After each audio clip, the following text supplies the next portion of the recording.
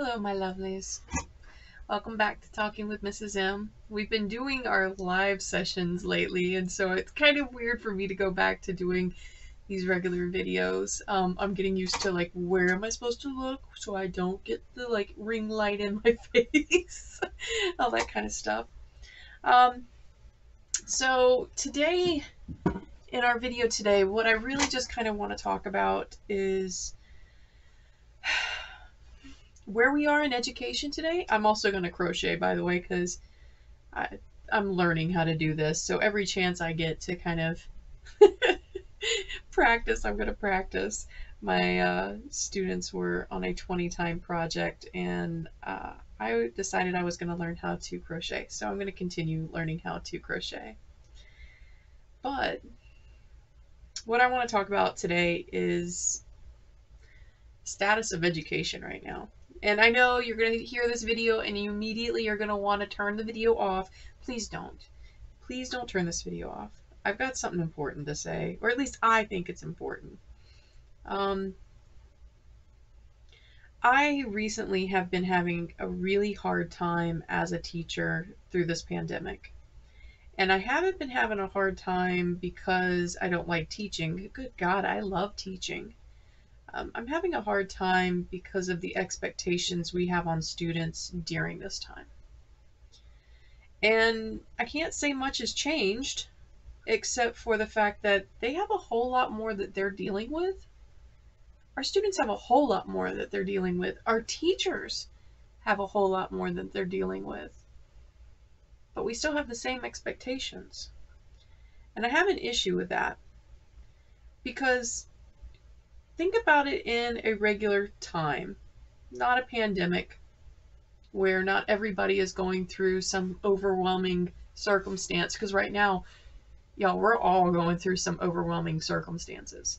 I don't care what your situation is during this pandemic, but we've all been going through some very overwhelming situations. And during a normal time period, we would look at a student and we would give them some grace and some understanding. Right now, we look at them and say, "You're lazy, suck it up." I can't tell you how many comments from, like, parents, teachers, people who have no children, they say all the time, kids are just being lazy. They need to learn how to power through it. Y'all, I'm struggling to power through it, and I'm a grown person, right? I'm a grown adult, and I'm struggling. I'm struggling hard. And every grown-up that I talk to, they're struggling hard. Doesn't matter what profession they're in, but they're struggling. So why aren't we giving that same understanding to our kids? Right now, we are having to test our kids more and more per state request. We have to test them more and more because our kids are falling through the cracks at home. No, they're not falling through the cracks at home. What's happening is they are devastated from what we've been going through. Our kids are emotionally spent. Our kids can't handle anymore. We are still judging the performance of them based on what they should have been doing pre-pandemic. And that's not fair. That's not fair. I don't want to be judged on my performance this year. I feel like, I told a student, I feel like one of those clowns at a circus where you just keep adding more plates to their performance, and then all of a sudden all the plates fall. That's what I feel like right now. I'm a clown trying to perform. See me? I'm entertaining. Let's get this done. And then all the plates are falling. And I feel like a horrible teacher. Compound that with the fact that in order to judge their performance, we give them standardized tests. First off, most of these tests weren't written for my students. So it is not, I don't consider it an equitable test. We have students who have completely given up because of these standardized tests, and they have given up since elementary school. Can you imagine that? Can you imagine being a high school senior and have thought that you were completely stupid since elementary? Because a test dictated a number and everybody around you started behaving like that number was you. That's what we did. Oh, they're a level 1. They're a level 2.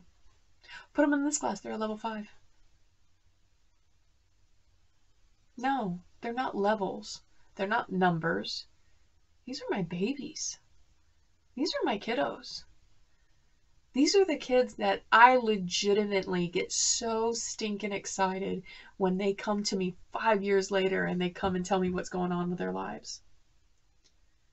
I get so stinking excited when I see them and I'm like, what are you up to? And they look at me and they're like, I'm still with McDonald's. No, that means you've kept the job for 5 years. How cool is that?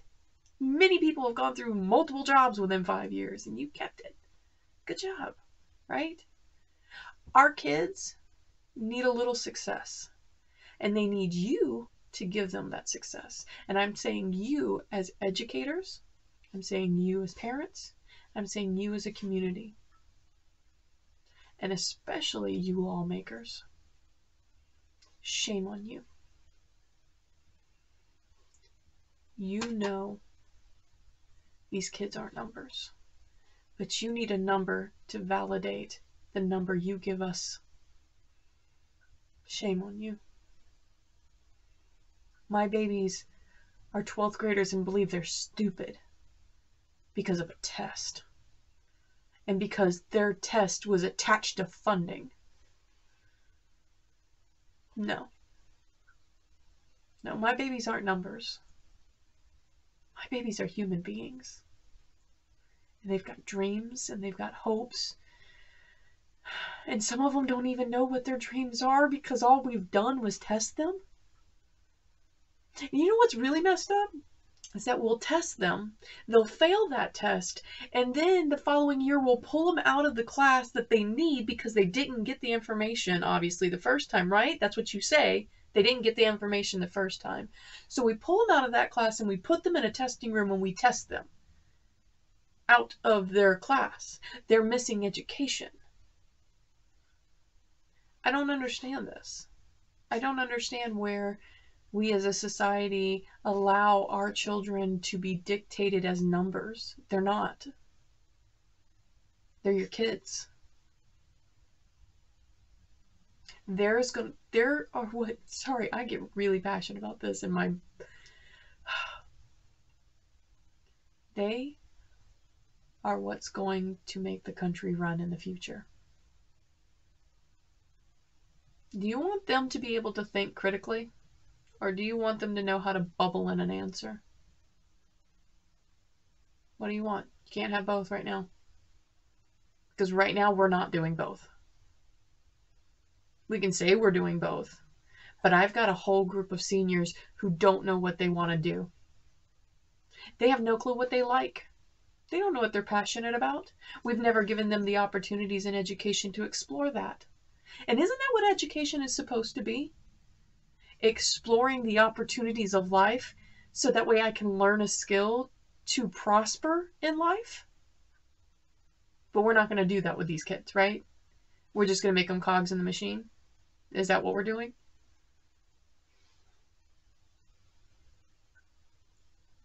My babies aren't numbers. My babies are my babies. And I'll root for them and I'll fight for them every chance I get. And my babies, if you're watching this right now, know that I love you. I do. Even if you're one of my former babies, if you are not one of my babies and you're watching this and you wish you were one of my babies, you're one of my babies now. One of my babies now, all right? I got you.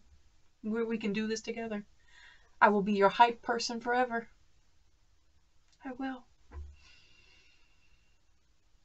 Because my babies, I'm not going to let you fall.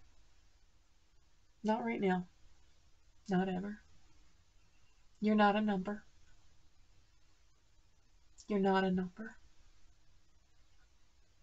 You're a person with goals and ambitions. You gotta find what you want. And I hope your time with me kind of helped that. And like I've said in other videos, you know, if you don't know what you like, go find out. Go explore. Make mistakes. Glorious, epic mistakes. Learn from them.